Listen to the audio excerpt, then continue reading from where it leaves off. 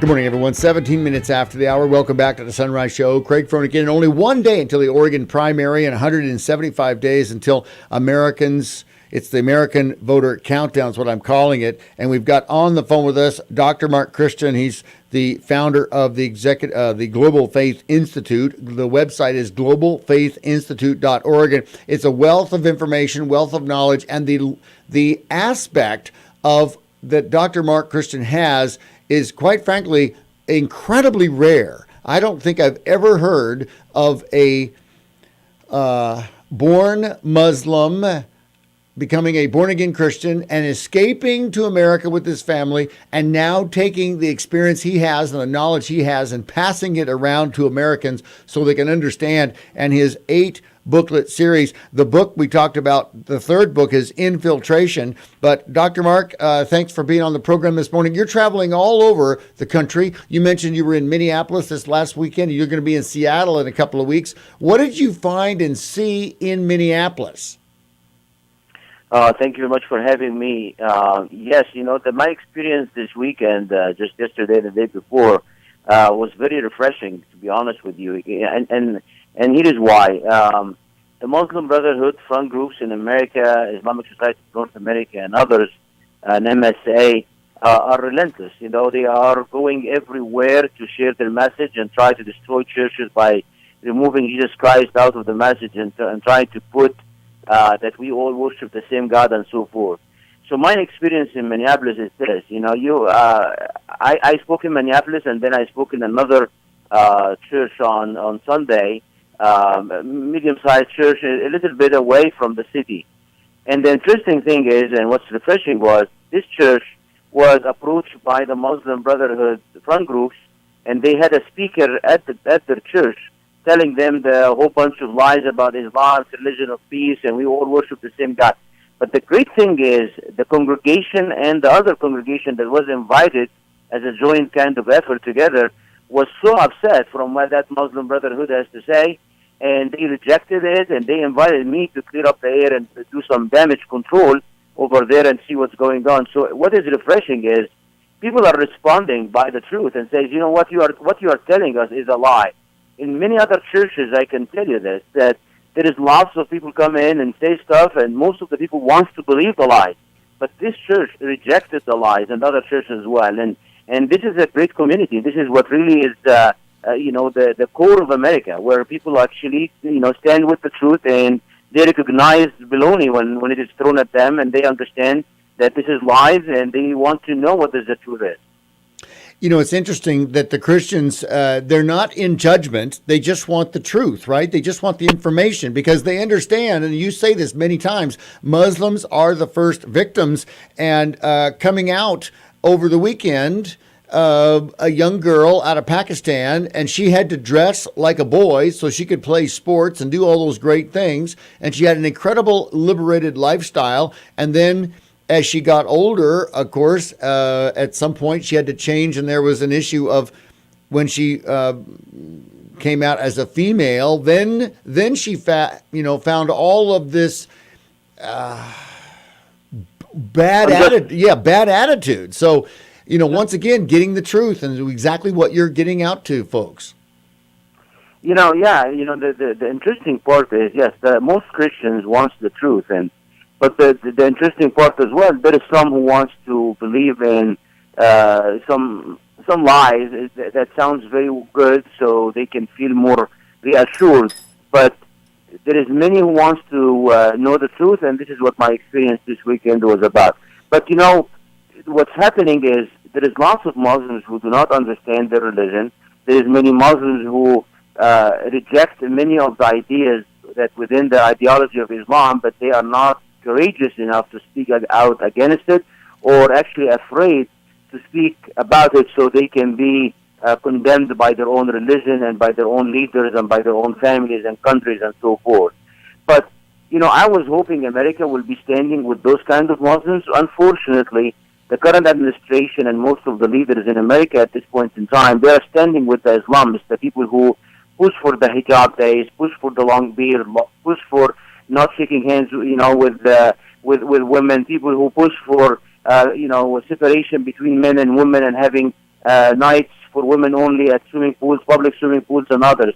They are catering to the Islamic ideology and not catering to the people who are Muslims and still struggling with the Islamic ideology. You know, it's interesting. You write in your third book about infiltration, and the question is asked, how honest are Muslims about their intentions? And you say, to be blunt, not very. And there's the 5 stages, and it involves staying quiet and way under the radar. And you said how you establish a beachhead with a mosque or Islamic center, and then the population grows. And I think Americans have been confused by this quote unquote freedom of religion. It's been used against them. And then you very much so identify it. When 10% of the population levels become Muslim, then everything it gets really crazy. And that's absolutely true. You can look at what's happening in Europe. You know, you can see this process at display in Europe. Europe started in the 70s and 80s in a very small number of Islamists. And I'm not talking about Muslims, Islamists. Because Europe has been, flooded by many Muslims who actually rejected the Islamic lifestyle. I wanted to go over there for freedom. But that is not the problem. The problem is the people who start going to Europe as an Islamist and try to implement their ideas within the European ranks. And that started in the 70s. You see in Europe, it started by just being silent and quietly doing their own thing and trying to lie about who they are and try to tell I have an example, Britain. The Islamists go over there and asking for refugee and telling them they are persecuted, they are having very hard time, their countries are rejecting them. So Europe and England opened their doors. And then over time, you see the increase of number of Islamists, and you can see the change of the tone that is increasing and taking over. I have seen pictures coming out of England for streets that I walked before, and I see that the whole street is blocked by, a Friday prayer for Islam. I see people actually in the street trying to implement Sharia law. I see the things that's happening in Europe, and you can see what's going on in display. When they are small in number, they act differently and way differently when they increase in number and power. They do, and we've got so much more to discuss. Of course, the approved list of designated terrorist organizations and this percentage of as Muslims gain in the percentage of the general population. It'd be amazing how everything turns and changes. But let's get to a break and come right back. We've got Dr. Mark Christian with the Global Faith Institute on with us. The website, globalfaithinstitute.org. His set of booklets is on his website, and he's traveling all around the country. In a couple of weeks, he'll be out in Seattle. We want to talk about that visit as well. We'll come right back. More on the Sunrise Show. News Radio 880 KCMX. I'm Craig Froenig, your host. Thrilled to be here. 54 degrees, going to be 74 today. Stay tuned. More is coming.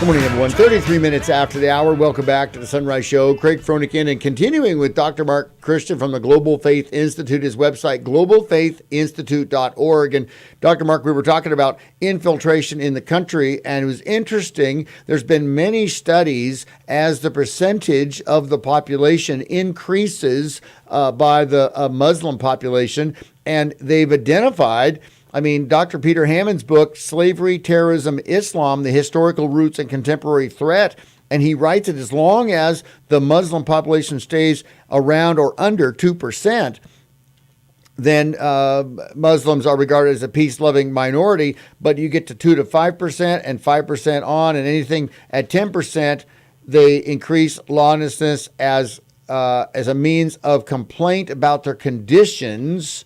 And let's see, Guyana, Muslim, 10% population, India, Israel, Kenya, Russia, and then 20%, like in Ethiopia, nations can expect hair trigger riding jihad militia formations. And Mark, you've seen this as well, correct?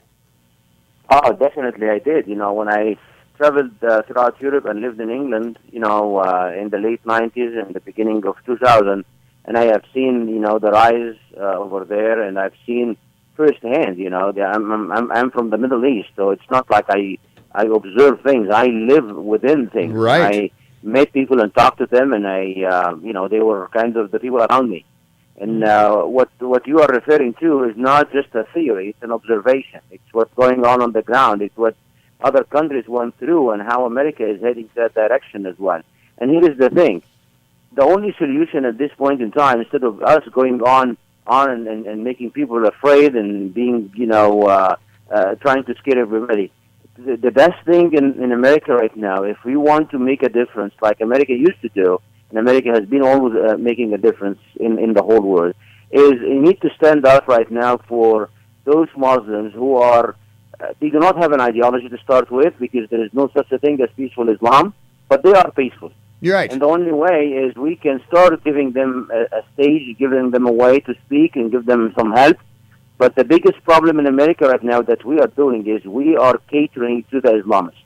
And that has to stop, and that has to stop immediately. Yeah. And this is what I wish any politician, especially Donald Trump as a front runner right now, will start taking measures to do that. That he will, associate himself with some Muslims who are afraid to speak up, not willing to go out on CNN, but afraid to speak up because they do not have ideology for their own and so forth.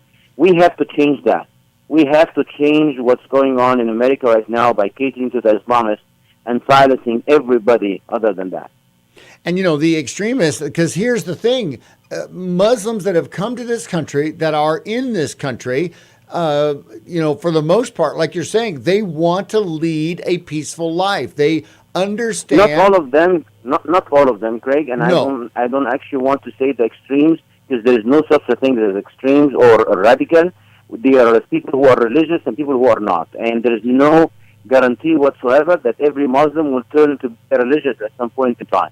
Our only hope is to work with them when they are not religious, so we can make a coalition of non-religious Muslims that are willing to work with America to establish something that they call for their own, and to oust and to kick out all of those others who are very religious. This is the whole point. It is the same like when you're talking about Christianity. There is Christians by name only, and there is Christians who are living their faith on a regular basis. Right. The only problem with Christianity, when you live your faith on a regular basis, you obviously you're going to be a very good person who is trying your best to be a very good influence around you. The problem with Islam, when you become a very religious person, you become a very, very aggressive and very angry and very destruction kind of machine going in the countries that you are in. This is the difference between Christianity and Islam. Jesus is love, Muhammad is not. So when somebody wants to follow the example of Jesus, they become love. When somebody wants to follow the example of Muhammad, they become a destruction like he was. This is the bottom line is.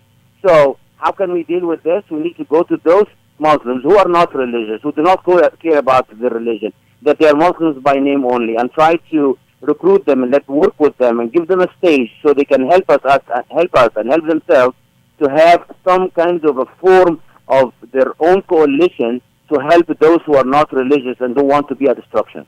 And this, and this is what you were also saying, is that they have never had a choice, because as born into a Muslim family, you are instantly, without question, Muslim right there.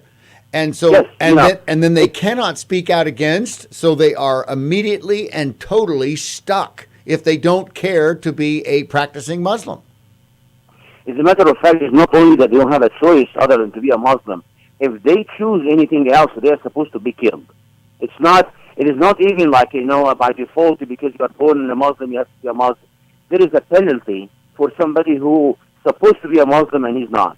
And that penalty is not just, I'm not going to give you Christmas gift. I'm going to kill you. This is what the family says to their kids when they say, you are not going to be a Muslim. Plus, why any Muslim would not be a Muslim? Like, what is it that they want them to, or even encourage them to leave Islam? There's nothing, as a matter of fact. You're talking about Jesus, talking about Christianity. We are doing a horrible job to share our faith with Muslims, by the way. And you know why? When we as Christians are stuck into who should go to the bathroom and should we get the transgender get married or not, or the gays get married or not, what we are having as a discussion is just, crazy.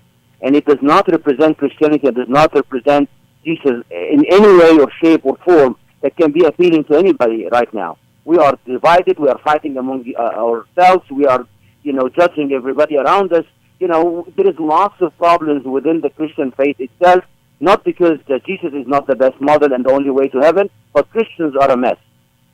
Well, and here's the next thing. You look at President Obama, he has a chance to be a uniter or a divider. And what does he do? He literally threatens the states with education funding dollars being taken away if the schools don't